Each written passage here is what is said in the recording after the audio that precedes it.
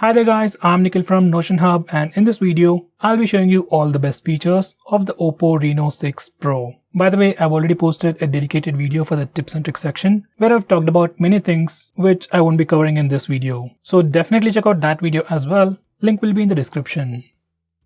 Now with that said, the most highlighting feature about this phone would be its performance. This phone sports a Dimensity 1200 5G processor with Mali G77 MC9 GPU. Purely in terms of performance, this is definitely one of the best phones in this price segment. Next, it also has a pretty impressive display. It has a 6.55-inch AMOLED display with Full HD Plus resolution with a peak brightness of 800 nits, and it's also protected by a Corning Gorilla Glass 5. Once again, this is one of the best looking displays that you can get in this price segment. Next, this one also has some pretty impressive charging speeds. This one actually comes with a 65-watt SuperVOOC 2.0 charger, and you can charge your phone completely from 0 to 100% in just 28 minutes. So the charging speeds on this phone are really going to be impressive. Next, we have a brand new personalization section where you can do all kinds of customizations. Right now there are very limited options, but we might get more options with a future update. Next, we have double tap to lock. Now once you enable this feature, you can just double tap on an empty area of your home screen to lock your phone.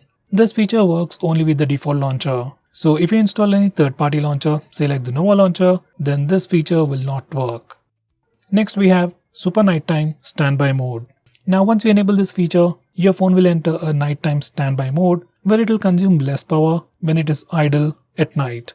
Your phone will do anything and everything to consume less power, and because of that, you might not receive notifications or messages on apps like WhatsApp immediately. So this feature will definitely improve your battery life, but at night time you might not get messages quickly. Next, we have dark mode. This is another famous feature, and once you enable this feature, it will change all the UI elements to the dark mode or the dark theme. Things like notification panel, home screen, or even settings all change to the dark mode. Some of the system applications like the phone dialer SMS application also change to the dark mode. Some Google applications like Play Store and YouTube also automatically change to the dark mode. Next, we have Super Power Saver Mode. Once you enable this feature, your phone turns on dark mode, restricts performance, reduces battery usage, and gives you few applications that you can use, and also gives you the option to add few more apps. In this mode, phone's standby time increases drastically. By the way, we can still use internet in this mode. It does consume more battery, but it is definitely better than the regular mode. Next, we have Eye Comfort Mode. It's just another name for the reading mode, and once you enable it, it puts a warm tint on the screen to reduce the blue light emitted from the display. It also has the black and white mode where it turns the whole display black and white. Going on next, we can also change the swipe down gesture for your home screen launcher.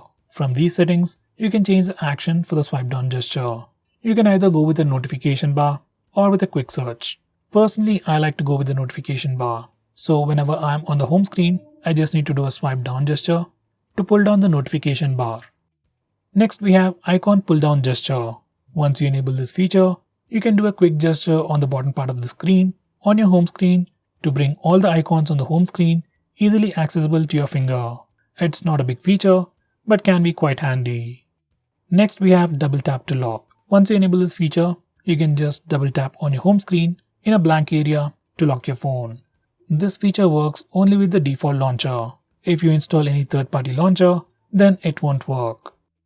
Next, this phone also has Dolby ATMOS sound enhancement. Now this feature is only available for the headset, and if you're using a headset, it can definitely improve your overall audio experience. We have a new navigation gesture called swipe from both sides. Now once you enable this feature, you can swipe from the bottom to go home, swipe and hold for recent taps, and finally swipe from the left side or right side to go back a step. Now going on next, we have a super handy shortcut to trigger Google Assistant with the power button. Once you enable this feature, you can long press the power button to trigger Google Assistant. It's a nice feature and can be quite useful while using the navigation gestures, but I don't think this power button will last longer if you use it continuously. Next, I'm going to show you how to take screenshots on this phone. Well, there are mainly two ways. One is by using the buttons. Just press the volume down and power button both at the same time to take a screenshot.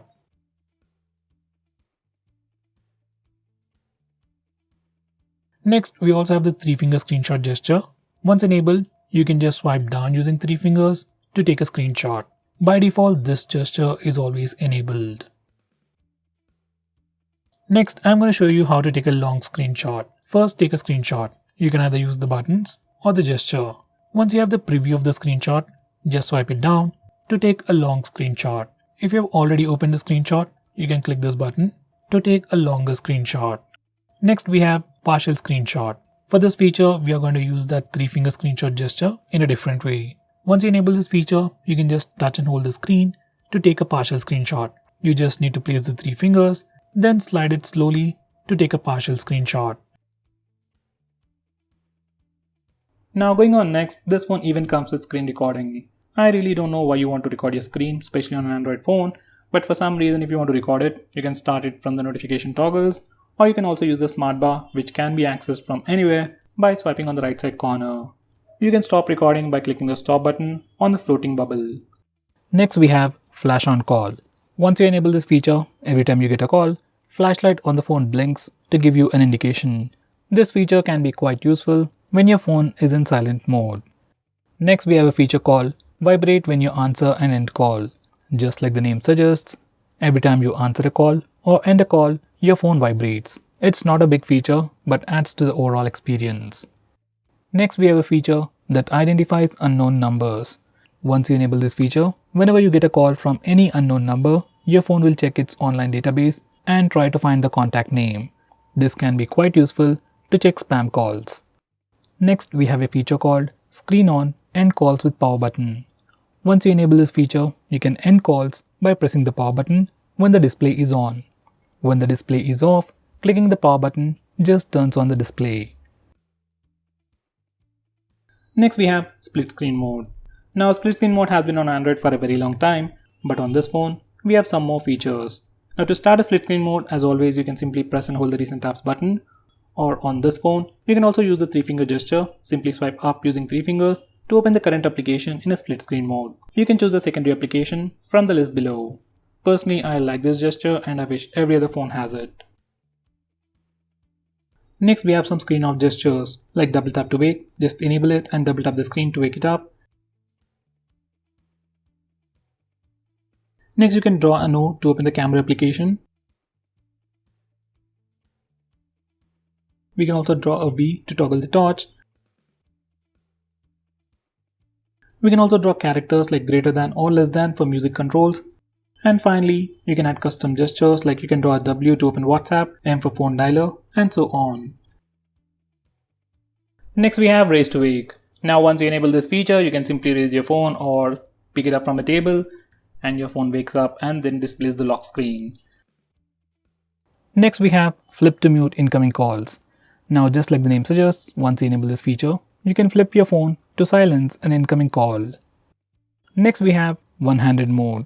You can enable this feature from the toggles, and once you click on it, screen size will shrink and your phone becomes much more usable one-handed. Once you're done, you can click the button on the top corner to go full screen. Next we have digital well-being. Now this is a feature from Google that tracks all your usage on your phone and gives you a complete analysis of which apps you're using more, and then helps you limit your usage and block notifications from those applications. Next we have wind down. This feature is part of digital well-being, which can help you sleep faster at night. Using this feature, you can schedule your phone to turn on grayscale mode and do not disturb mode automatically at a specific time. Next we have OSIE visual effect. This feature slightly improves the picture quality of the display by making content from apps like TikTok, VMate and more look more pleasing. It does work, but right now only few applications support it and it does drain your battery. Now going on next, this phone has a very unique feature called Smart Sidebar. It is enabled by default and this is how it looks like. You have some quick shortcuts, quick actions and some quick applications. You can access it from anywhere. Even while watching videos or playing games in full screen mode, you can swipe near the notch area to bring it up. From here you can quickly launch applications, take a screenshot, record the screen, block banner notifications, and finally open few applications in a floating window. Next we have Assistive Ball. Now just in case if navigation gestures are not really your thing, but you still want a much more immersive experience, you can enable Assistive Ball. Once you enable this feature, you'll see a floating bubble that can do multiple actions. Now first you need to select the operation mode. You have gestures and tap mode. I'll go with gestures. Now you can tap once to go back, double tap for multitasking, and touch and hold to go home. If you select tap, once you click it, you just get additional options, just like the iPhones and iPads. Now this is another way to interact with your phone and gives you a much more immersive experience. Next we have Startup Manager. Now just like the name suggests, it's a feature that allows you to stop applications from auto starting in the background. Now most of these applications automatically start in the background and then drain your battery life. And for the most part, just applications like maybe Instagram or WhatsApp needs to be allowed to auto start. So you can disable auto start permission for all these applications and further improve the battery life. Next we have an app lock built into the system. And unlike most phones, we can unlock locked applications either by using the password or the fingerprint scanner, and even by using the face unlock feature. So if you're already using face unlock feature on your phone, most of the time you won't even see the lock screen. Now because of this one particular feature, you can lock any application you want and you won't be inconvenienced in any way. Next we have clone apps, which is a feature that allows you to use two instances of the same application. Like you can have two WhatsApp accounts, two Facebook accounts, and two Instagram accounts on the same phone. This is definitely a very handy feature, but it is still limited to only very few applications. Let's say if I want to use two Paytm accounts on the same phone, we can't do that.